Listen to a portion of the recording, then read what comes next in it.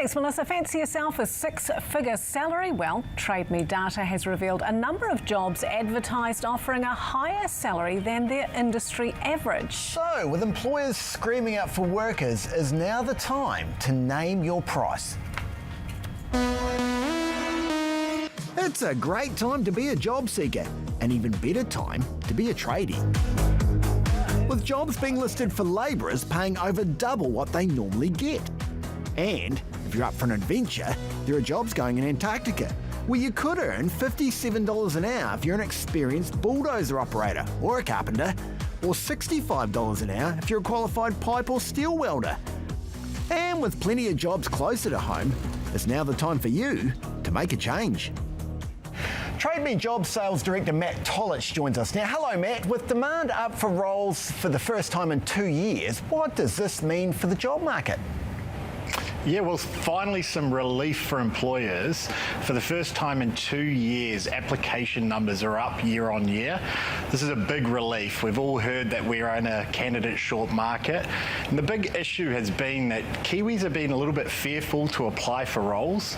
And so what we're seeing is the confidence levels are up again. And applications is a great sign. On top of that, migrant workers are coming back into the country, and that's also reflected in these numbers.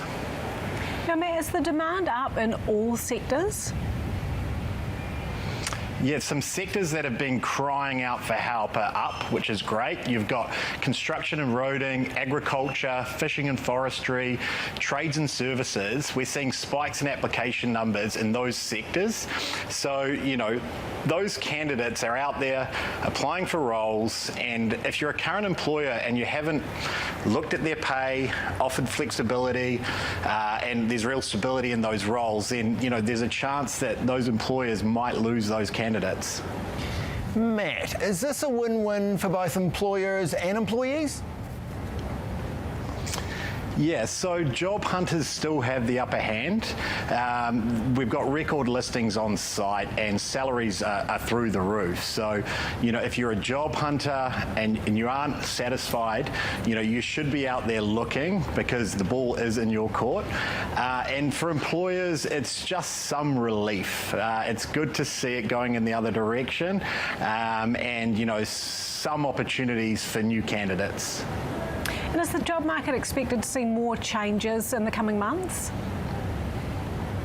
Yeah, so summer, we're seeing some great signs in terms of confidence. So hospitality and tourism listings are up 75% year on year. So, you know, those businesses are expecting, you know, a bustling summer. But on the other hand, you know, there's not enough candidates in hospitality and tourism. So there's some struggles there for those employers. But we can expect more migrant workers to come into the country over the next 3 to 6 months. We already know that some visas have been approved, which will also provide some relief for those employers. Thanks, Matt. Great to chat. Thank you very much. ASB and 7 Sharp, keeping you one step ahead. Well, they say dogs are our best friends, but one workplace canine is best buddies with a whole retirement village. Yes, Hey, Oscar? he has taken out the prestigious prize of Top Office Pooch 2022. Nina Burton went to meet this really good boy.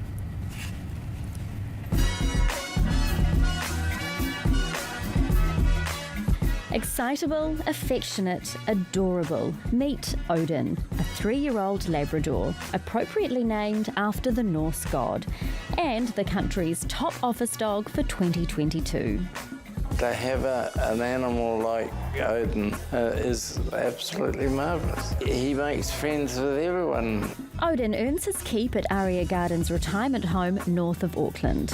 I think animals within a home like this or a hospital is important, and it gives people something else to think about. When residents aren't having a good day, Odin turns their frowns upside down. You can come up to Odin and give him a big pat and the world gets better. Dogs or animals don't judge. You know, everyone has stressful lives at home, or, you know, our residents, for example, have stressful things that are going on here, and dogs don't see anyone for their disability or you know, anything that's going wrong in your life. What's it like for you, bringing your best bud to work every day? That must be pretty cool. He's an extension of me. Honestly, I would feel so lost without him. Odin is Chantel's first pet dog. G'day. She can't imagine life without him. It truly has almost brought me to tears a couple of times, the way that he looks at the... the way that he looks at the residents, you know, you can see it in his eyes, he just has a genuine empathy for them. Yeah, you just make everyone's lives better, hey? Frog Recruitment's been running the Best Office Dog competition for 7 years. This year they had 350 entries. We like to call it the Feel Good Campaign of the Year, but really it is about mental health and well-being in the workplace. So we came across some research that showed the benefits of having a dog in the office. There's reduced absenteeism. Who doesn't want to come in when there's a cute and calming dog in the office? It actually increases productivity as well. You are just gorgeous. Oh, you've even got your bow tie on for us. Odin's not just a pretty face. He's learning Māori and makes sure mask-wearing standards are well maintained. But simply showing up is all that's required of Odin. His presence alone does the trick.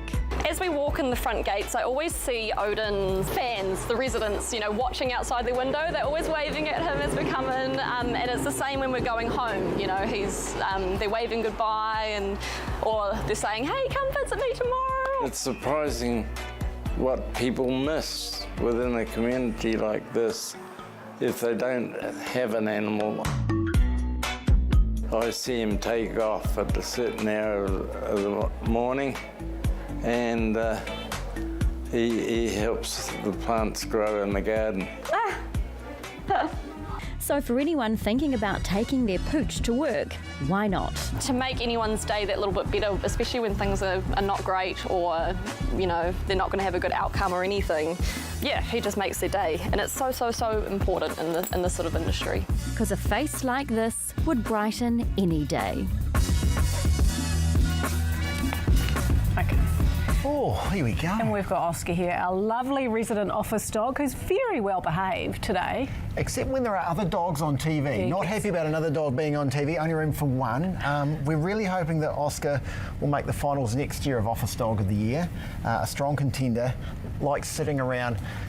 They've had a slight stomach upset early on this evening. Well, he's not a young pup. We're not talking He's 13, so he's not a young pup. He's done very well. Staying on the subject of dogs, we're going to talk about plants, because the two are really closely linked. Over the last couple of years, the popularity of household plants has soared.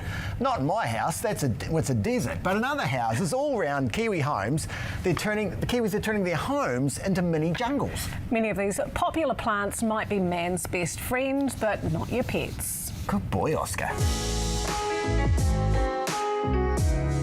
Monstera, aloe vera, peace lily, mother-in-law's tongue, rubber leaf and the fiddle leaf fig. These are just some of our most popular plants. They look the part and can turn a home into an oasis.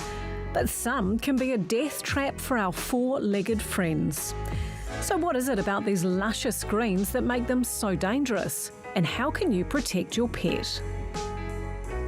Well, for more on this, we're joined by Hayley Hunt from Massey University. Great to talk to you, Hayley. Now, why are these plants so dangerous to animals?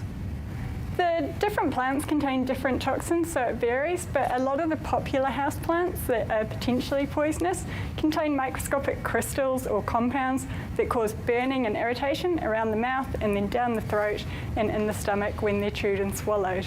Some of the more dangerous plants contain compounds that interfere with the function of vital organs. So things like a little bit of lily pollen in cats can cause kidney damage, and sago palm seeds in dogs can cause liver damage. Now, Hayley, how do you know if your animal is having a reaction to a plant?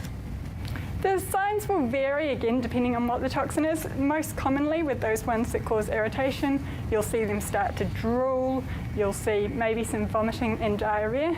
The more serious ones, like the lilies and the sago palms, you'll often see them vomit early on, but then they get really lethargic, depressed, and other signs go on to develop depending on what organ's affected. Some cause seizures and things as well.